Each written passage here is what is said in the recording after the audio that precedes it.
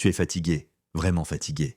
Mais dès que tu te mets au lit, ton cerveau s'emballe. Les pensées arrivent, le stress, les scénarios, le passé, le futur, et tu restes là, épuisé, mais incapable de dormir. Le problème, ce n'est pas que tu ne sais pas dormir. Le problème, c'est la fatigue mentale. Ton cerveau est sollicité toute la journée. Notifications, pression, responsabilité, attente. Quand ton corps se pose le soir, ton cerveau, lui, est encore en mode alerte. Et ça, c'est mauvais pour toi. Mal dormir à cause de la fatigue mentale, ce n'est pas juste être un peu fatigué. À long terme, ça baisse ta concentration, ça augmente l'anxiété, ça te rend irritable et ça t'épuise encore plus.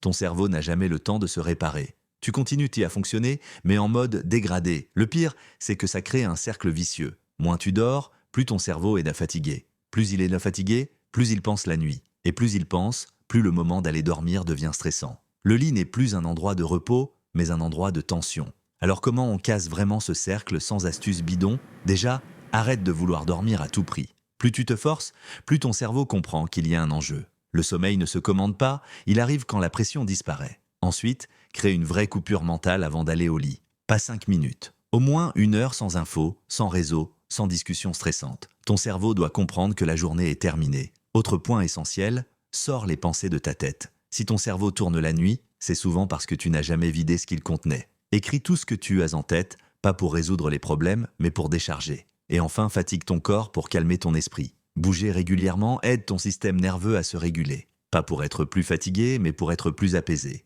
Si tu n'arrives pas à dormir, ce n'est pas que tu es faible. C'est que ton cerveau a été trop sollicité, trop longtemps. Le sommeil n'est pas un bouton on-off.